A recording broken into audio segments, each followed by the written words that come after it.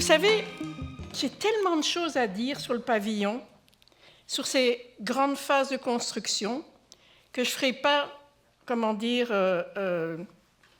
une introduction à ma communication. Je vais directement, et d'ailleurs ça tombe bien puisque le PowerPoint est directement passé à la diapositive numéro 2, je vais directement vous préciser en quoi consistera ma présentation. En fait, je partirai de la décision de construire des installations pour loger le Collège classique de Jonquière. Je chercherai à comprendre les raisons du choix des architectes. Je résumerai là, ou plutôt les commandes qui leur ont été passées. J'apprécierai l'architecture de l'édifice en regard de la culture architecturale des décennies d'après-guerre. Pour résumer, ma communication vise à cerner la valeur architecturale patrimoniale du pavillon Gérard Arguin. Mais avant d'entrer dans le vif du sujet, quelques préalables. J'en avais 2, mais j'en ai 3 maintenant. Un premier technique. Vous verrez, il y a des plans d'architectes qui, malheureusement, ne sont pas très lisibles à l'écran.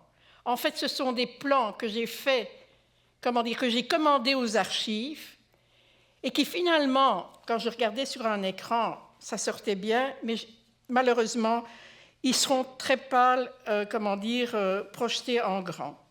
Ça, c'est un préambule non prévu et très technique. Alors, 2 autres préalables. Un premier au sujet de la culture architecturale et un deuxième au sujet de la singularité du processus de construction du pavillon Arguin. Il faut que je vois. Comment je pousse là-dessus?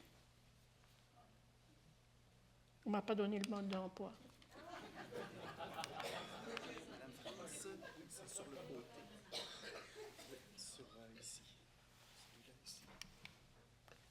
OK, ici, celui-là. OK, d'accord, merci.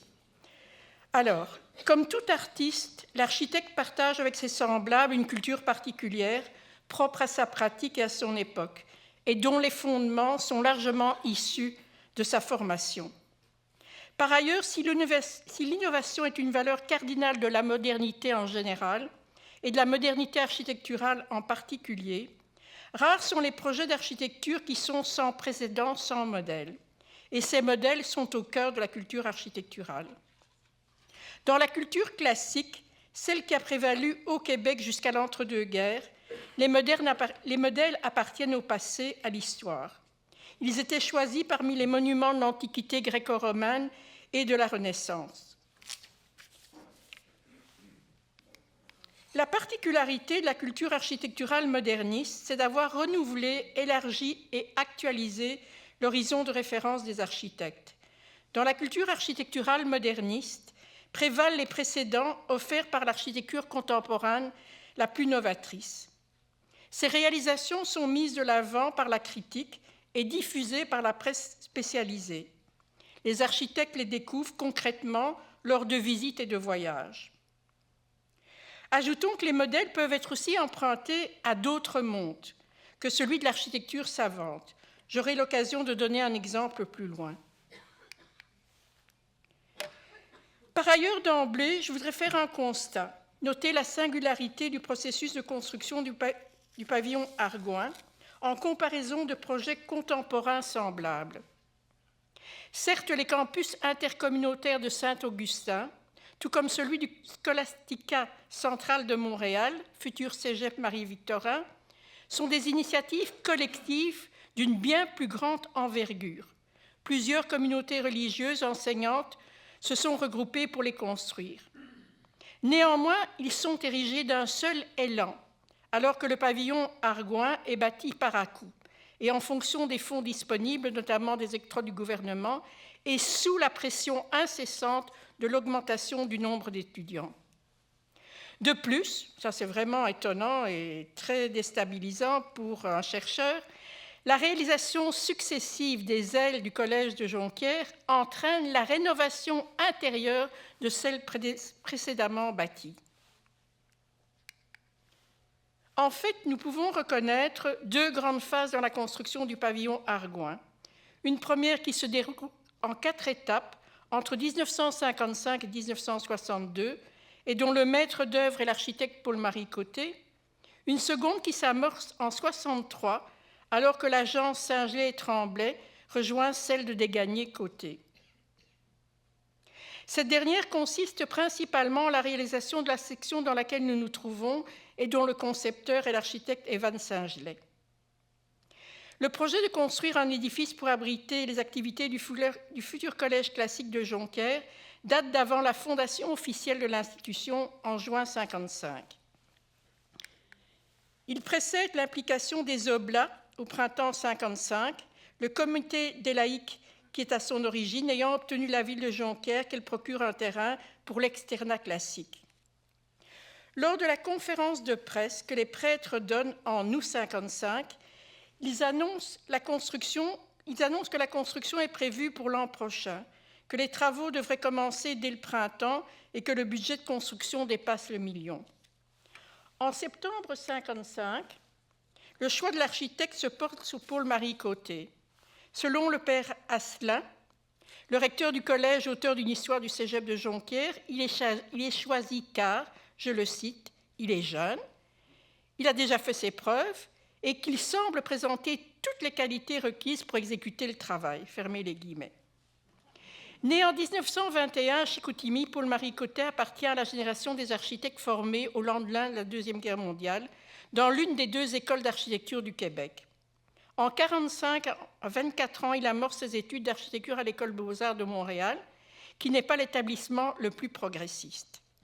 Ses études terminées en 1950, comme plusieurs des diplômés en architecture au Québec à l'époque, Paul-Marie Côté fait un voyage d'études en Europe, et Jonathan m'a appris aussi en Amérique centrale. Et ça a de l'importance. Malheureusement, nous ne savons pas grand-chose des architectures qu'il découvre au cours de cette année. Nous savons qu'il est allé en Scandinavie. En février 1952, il fait état de son voyage devant le club Richelieu de Chicoutimi. Mais le compte-rendu de la conférence qu'en donne le Progrès du Saguenay est peu informatif à ce sujet. Rapidement, le jeune architecte s'impose. En 1955, il est devenu en quelque sorte l'architecte attitré du séminaire de Chicoutimi. En association, il vient de terminer l'agrandissement du séminaire dont la nouvelle chapelle porte distinctement sa signature selon Luc Noppen. En 1955 est en construction l'église Saint-Marc à Bagotville, qui renouvelle fondamentalement la manière de concevoir un tel édifice. Son matériau n'est plus la pierre ni la brique, mais le béton armé. La source d'inspiration de son projet n'est plus l'architecture du passé, mais l'architecture contemporaine la plus novatrice. À l'époque, les réalisations en béton du Mexicain Félix Candela étaient admirées. Ultimement, le modèle de ces églises, autant celle de Candela que celle de Côté, c'est l'architecture des nomades, leur habitat traditionnel, la tente, un abri réduit à un toit à double pente. Par ailleurs, avec ses associés et des confrères ingénieurs, notamment Ernest Dauphinet, l'ingénieur de l'église Saint-Marc, au centre-ville de Chicoutimi, Paul-Marie Côté bâtit un édifice pour abriter leurs agences. L'extérieur n'est pas détonnant, à la différence de l'intérieur, dont l'aménagement et le mobilier sont des plus novateurs.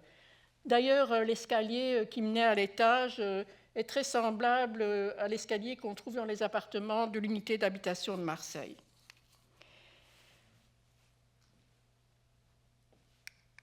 Le projet que Paul-Marie Côté dessine pour le collège n'est pas de type pavillonnaire, comme à Saint-Augustin ou à Montréal, mais il prévoit la construction d'un bâtiment formé de plusieurs ailes, selon le souhait des pairs, comme l'illustre ce plan reproduit dans le livre d'Asselin. Un tel parti est choisi en raison du climat, mais encore de manière à pouvoir construire par phase. Le projet s'éloigne de plus du type bâti collégial traditionnel, dont le collège Jean de Brébeuf et le collège classique de Rouen sont des exemples, ce dernier étant souvent pris pour modèle par les pairs. Le type bâti collégial traditionnel dérive de celui du palais Renaissance ou baroque.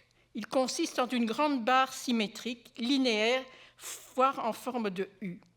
L'axe principal, le bel étage, s'élève sur un l'étage principal, le bel étage, s'élève sur un soubassement et l'axe de l'édifice correspond à l'entrée principale, soulignée généralement par un portique. Et dans son prolongement est érigée la chapelle. Le projet de côté pour le collège de Jonquière articule plutôt les grandes fonctions de l'établissement, une manière de concevoir l'architecture caractéristique de la modernité.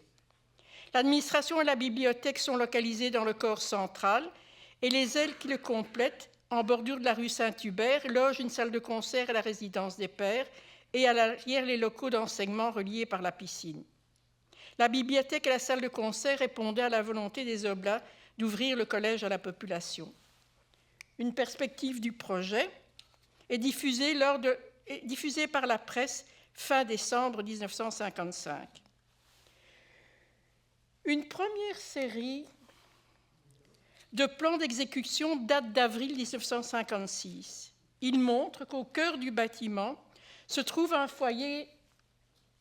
C'est là, mais il n'y a pas de pointure. Là, ici. Ici. On en a parlé lors de la visite hier.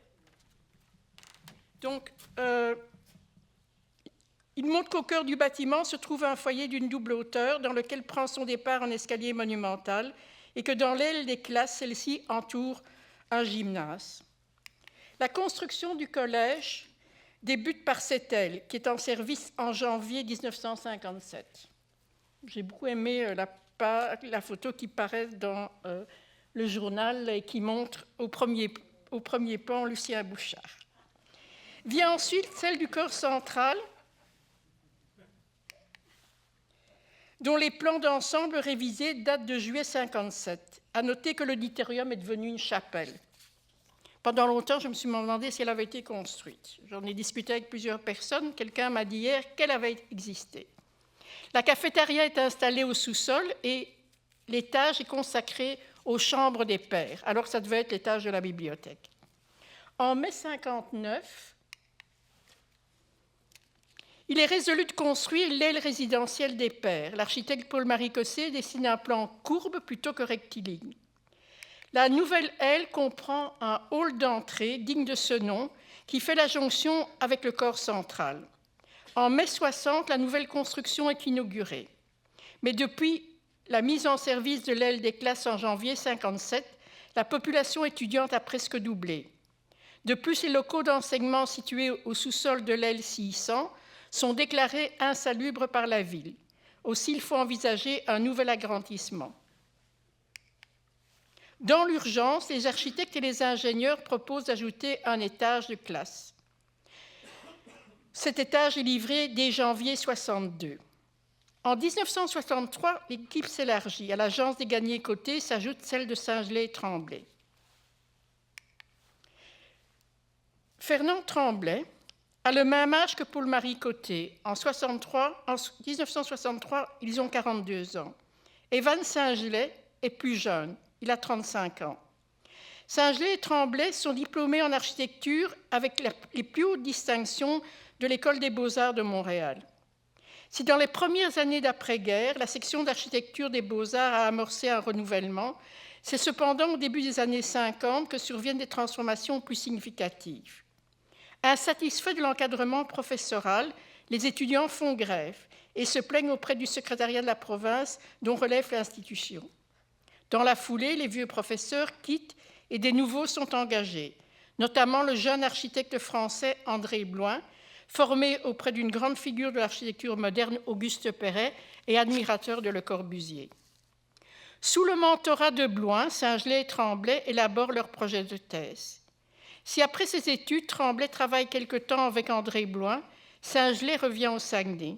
Après un stage auprès des architectes Lamontagne et Gravel, Saint-Gelais ouvre en 1957 son propre bureau à Jonquière, sur la rue Saint-Dominique. L'année suivante, il est rejoint par son ancien condisciple. Leur succès professionnel est fulgurant. En avril 1960, la revue Bâtiment leur consacre un article où elle loue leur jeunesse, audace et dynamisme, et où elle note l'encouragement constant que leur apportent leurs concitoyens. Dans son histoire du cégep de Jonquière, le père Asselin est moins loquace sur les phases de construction les plus récentes du pavillon. Il ne mentionne jamais les noms de l'architecte Saint-Gelais ni celui de Tremblay. Nous faisons l'hypothèse que, jouant en faveur de l'engagement de Saint-Gelais et Tremblay, l'obtention d'une médaille Massé en 1961, le plus prestigieux prix d'architecture au Canada à l'époque pour l'église Saint-Raphaël à Jonquière. Notons par ailleurs que l'agence avait à son actif une demi-douzaine d'édifices scolaires. L'engagement de Saint-Gelais et Tremblay est lié à la construction d'un agrandissement pour le cours collégial décidé en novembre 1962, à la veille des élections provinciales qui reconduira le Parti libéral au pouvoir. Le contexte de production a bien changé depuis 1960, avec la mise en place progressive d'un ministère de l'Éducation. À nouveau, l'agrandissement se fait par étapes, mais cette fois, il est d'une bien plus grande ampleur. Dans un premier temps, le corps central est agrandi, et je pense à Chapelle des Molis, pour ajouter une vaste salle de lecture à la bibliothèque, un espace inondé de lumière naturelle vu sa façade largement vitrée de type mur-rideau. Le parti architectural choisi par Evan Saint-Gelais pour la construction des locaux pour le cours collégial est des plus nouveaux. Il se développe à la verticale et non plus seulement à l'horizontale, articulant un basilaire et une tour, comme illustre la perspective à l'écran. Une telle configuration architecturale est introduite dans les années 20, alors que certains architectes repensent la ville pour l'adapter à l'automobile, en séparant la circulation des véhicules de celle des piétons, en créant un sol artificiel surélevé réservé aux derniers. Une telle configuration s'est concrétisée dans les années 50, sans pour autant transformer dès lors radicalement l'organisation, la morphologie des villes. Un exemple fameux est la Lever House à New York, une tour de bureau s'élevant sur un basilaire dont le toit est un jardin. Saint-Gelais explique son projet pour le collège de Jonquière dans la presse architecturale en ces termes, je le cite. « Les architectes ont choisi de bâtir une grande toiture, de climatiser un vaste espace et de placer à l'intérieur les différentes fonctions, auditorium, gymnase, piscine, classe, laboratoire, bureau de professeurs. Les formes, avant de passer à la suite de la citation, vous avez le plan qui est d'une simplicité, je dirais, désarmante. Vous voyez les 3 cercles dessinés en fait par la salle de spectacle, François Brassard, et puis la chapelle et le salon des étudiants. En façade, vous avez les bureaux. Il y a 2 façades où vous avez les petits bureaux des professeurs, donc la façade sur la rue Saint-Hubert et la façade sur la rue Bégin. Et, à cette époque-là, le bâtiment, en fait, à partir de la rue, était beaucoup plus transparent, notamment parce que la tour résidentielle, donc des chambres d'étudiants, était implantée sur un socle qui était séparé du corps principal du bâtiment par une cour, la cour rouge, et ces espaces étaient en fait à l'étage reliés par une passerelle. Donc je continue ce que dit Saint-Gelais sur son projet. Les formes circulaires de l'auditorium, de la chapelle et du grand salon des étudiants donnent en effet l'impression de 3 édifices bâtis sur une grande place. Fermez les guillemets. C'est cet aspect du pavillon Gérard Argoin qui est fascinant. La salle des pas perdus que vous avez traversée pour vous rendre dans cette salle, qui est l'ancienne chapelle, est un lieu qui offre une expérience humaine rare, sociale, esthétique, corporelle. Il est des plus utilisés. Étudiants, enseignants, professionnels s'y croisent et s'y rencontrent quotidiennement, s'y arrêtent pour échanger et s'y installent. Il se présente comme un véritable paysage intérieur. Je me suis longtemps questionnée si un tel espace a des précédents. Certes, la silhouette du pavillon Gérard Argoin, dessinée par la haute barre résidentielle et par les volumes de la chapelle et du cintre de scène qui émergent du toit du basilaire, rappelle une réalisation contemporaine qui a fait grand bruit. La nouvelle capitale fédérale du Brésil, Brasilia, conçue par l'urbaniste Lucio Costa et l'architecte Oscar Niemeyer et inaugurée en 1960. Elle rappelle en particulier l'édifice du Congrès national. Evan Saint-Gelais ne pouvait ne pas connaître cette architecture. Chose certaine, ce n'est pas par la presse spécialisée locale qu'il en a pris connaissance. Brasilia y est mentionné, mais non illustré. Par contre, et je poserai la question à Dominique tantôt, il devait lire, sinon être abonné à, entre autres, le magazine français L'Architecture d'aujourd'hui, une publication au rayonnement international. André Bloin, leur ancien professeur, était le correspondant canadien de la revue. Certaines des réalisations de Saint-Gelais et Tremblay y sont même publiées dans le numéro de l'Architecture d'aujourd'hui, consacré à l'architecture religieuse datant de juin-juillet 1961. L'article qu'André Bloin signe dans ce numéro sur l'architecture religieuse au Canada est accompagné de la présentation de 4 églises, dont 3 sont localisées au Saguenay. L'église Saint-Marc de Bagotville, l'église Larouche et l'église Saint-Raphaël de Jonquière. Les 2 dernières sont des réalisations de Saint-Gelais et Tremblay. Un tel précédent brésilien diminue-t-il la valeur architecturale du pavillon Gérard Argoin? Non, car nous sommes loin ici de la simple imitation. Je ne connais pas à l'époque d'équivalent à l'espace public intérieur qui se développe à partir du hall de la salle François Brassard et qui est ponctué d'objets à la volumétrie et à la matérialité contrastée, mis en valeur par la lumière naturelle qui pénètre du toit.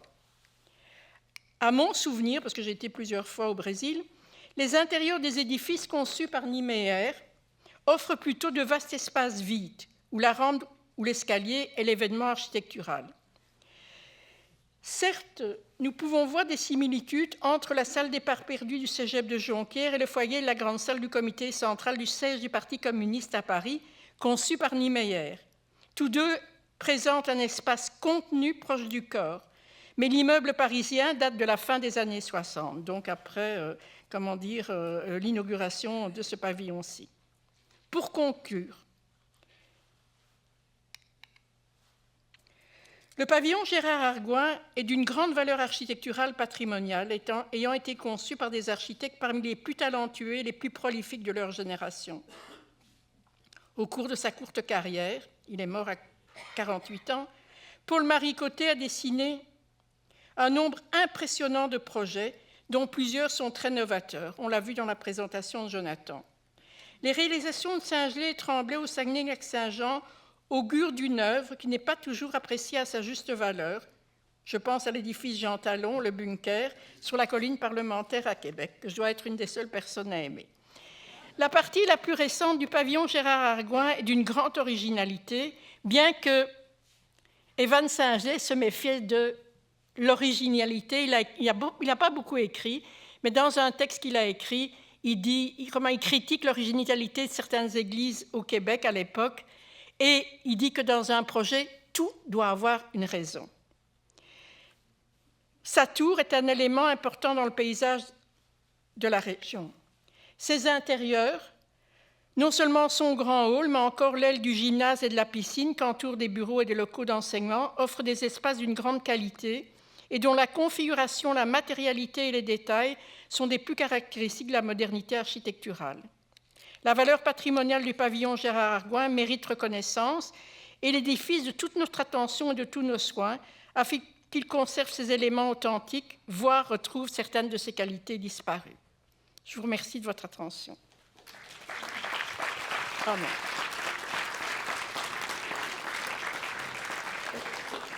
Merci beaucoup. Nous avons le temps pour quelques questions. Mais j'ai été vite, hein? Mais c'était intéressant. Nous n'avons pas vu le temps passer. Moi non plus. Alors, des questions? Madame Van Letten? C'était complet, c'était bien, c'est ça? Mais je m'étonne quand même qu'il n'y ait pas de questions. Nous avons quelqu'un, oui, pour une question.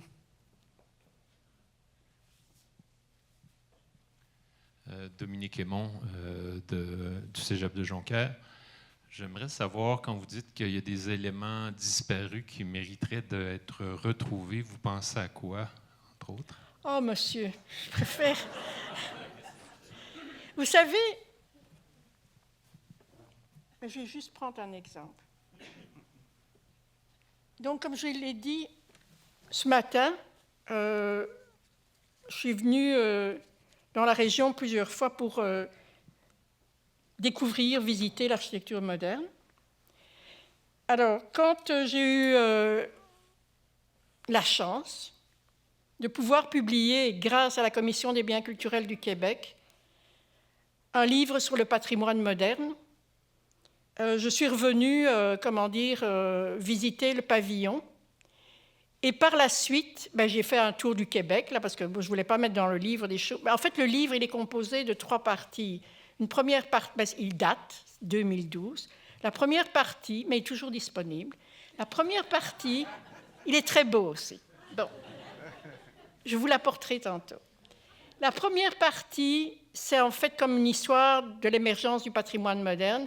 La dernière partie est consacrée en fait aux enjeux de conservation, aux enjeux d'intervention. Et le cœur du livre, c'est comme une espèce d'inventaire des édifices modernes remarquables. Et c'est classé par programme, donc par genre de bâtiment. Donc moi, j'ai fait le repérage de ces bâtiments-là. Je ne suis pas allée en Abitibi, c'était trop loin. Le photographe y a été parce que finalement, il y a eu une mission photographique. Toutes les photos sont de Michel Brulel. Il y a une photo dans le livre qui montre le couloir qui est ici à l'arrière de la chapelle et qui, si j'ai bien compris, a été bouché. Il y avait en fait entre la chapelle et le mur, mais je peux peut-être passer, en arrière. Non, je ne peux plus passer en arrière. Non, c'est ça, ouais. Bon, en fait, les volumes cylindriques, vous avez aussi vu la parenté... non, je restais là. Vous avez aussi vu la parenté du... C'est dommage qu'on ne puisse plus repasser. Vous avez aussi vu quand même la parenté des plans. Hein, c'est comme... il y a un grand espace, puis dans cet espace, il y a des circonférences. Il y a en fait les plans des objets qui y sont implantés. Il y a la salle François Brassard, il y a le salon étudiant, puis il y a, la chapelle où on est ici. C'est un plan qui est assez semblable, pas semblable, mais qui fait penser au plan du Congrès national à Brasilia, mais qui, au niveau spatial, n'est pas du tout la même chose. Parce qu'ici, je pense que j'ai oublié la question. Parce qu'ici,